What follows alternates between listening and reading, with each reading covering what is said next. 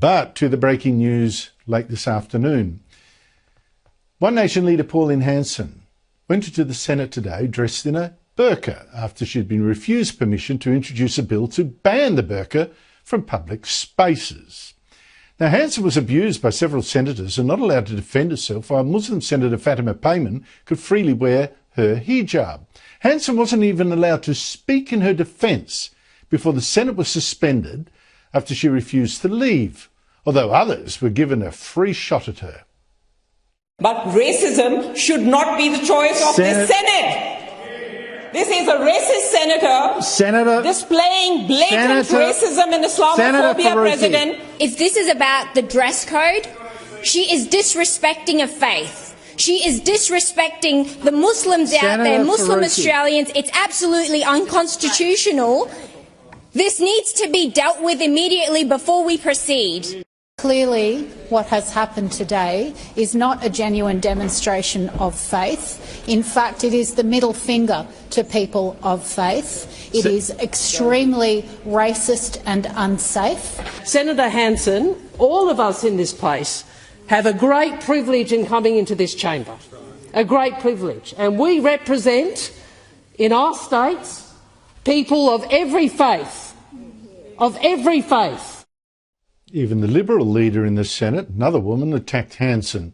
So much for free speech and democracy. But Hanson, on her way out, did give a little speech to members of the public who've been watching on, explaining what she was doing and why. They, at least, very interesting, gave her a round of applause and called out, "Good on you, Pauline." And now Pauline Hanson will explain herself to you. Pauline Hanson, thank you so much for joining me. Why wear the burqa in the Senate? Now, you did it 8 years ago and did cause outrage among some, so why do it again? Yeah. Andrew, today I moved on the floor of Parliament. As a senator, I have a right to move a private member's bill, and that bill was under the Criminal Code amendment to prohibit the burqa or full face covering in public places.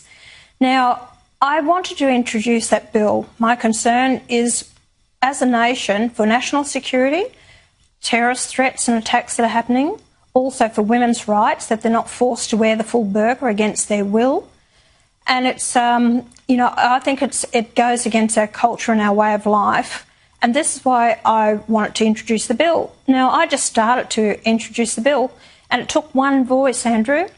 There was a couple actually said no, denied me the right. So straight away they denied me the right to ban the burqa.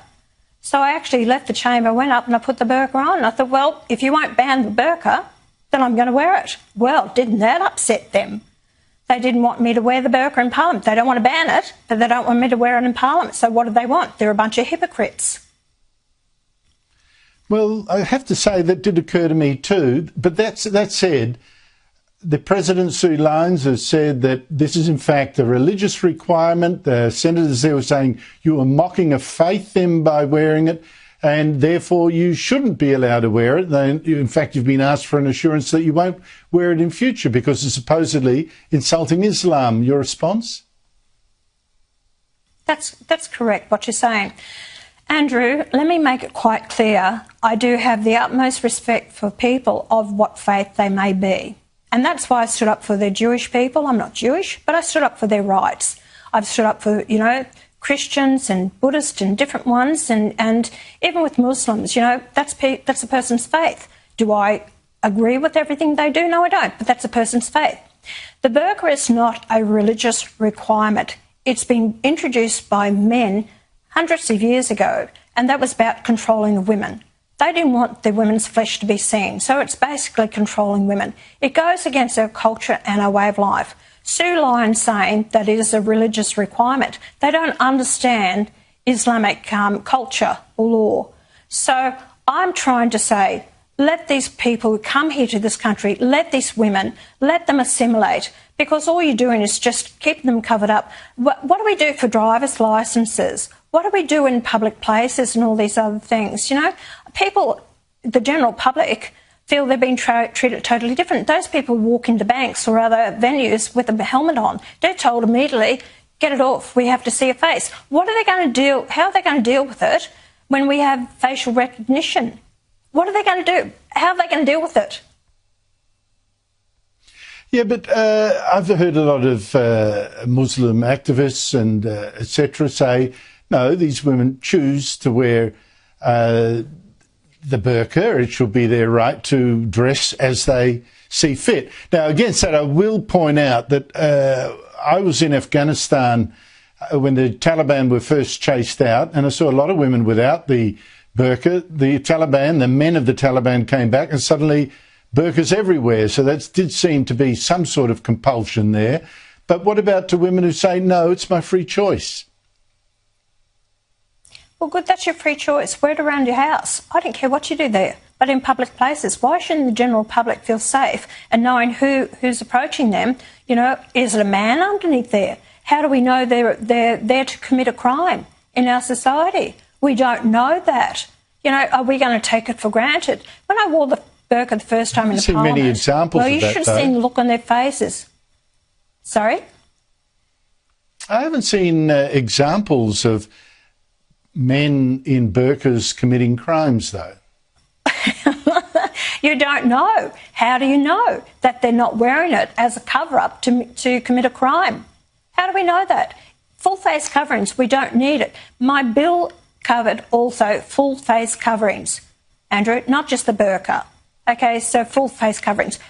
Then you ask yourself the question, why have so many countries banned the burqa? Why have Islamic countries banned it as well? So you've got to ask yourself that question. Do we want to see this country go the way of France, Denmark, or even Great Britain, the way it is now? And I don't want to see it go that way. Why shouldn't we have open facades so people can see who you are? Why shouldn't these people assimilate? And that's another thing, Andrew. How do we know that these people are not going to end up on our welfare system? You know, are they employable? I don't know. There's a lot of questions here, but they never gave me the ability to debate this bill on the floor of Parliament. They shut it down. Why not have debate? Why not have counter arguments against me? Why? And let the public know the way it should think. But no, they don't. They just shut me down completely. It can't be debated. Finished. It's gone.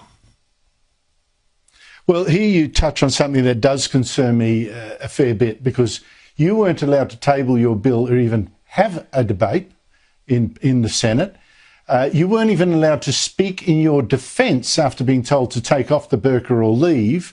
Correct. That strikes me as, well, an infringement on how Parliament should work, on your right to speak as a politician. Strikes me as a lot of nervousness going on there. A lot of bias as well. And I called the President out, and she had a meeting with me afterwards. And I told her, I said, you're biased towards me. I said, you never gave me the opportunity to raise or speak to it. Why? I said, you just completely ignored me. Even I said other senators, those of my party and another party, stood up to actually have say something to it. And she completely ignored them, wouldn't call them. She called for a division. There was more than two voices. She completely ignored it. When it was questioned, she said, I've made my decision. The ayes have it, to suspend me. The process of that Parliament was not followed to the letter, and I called her out for it.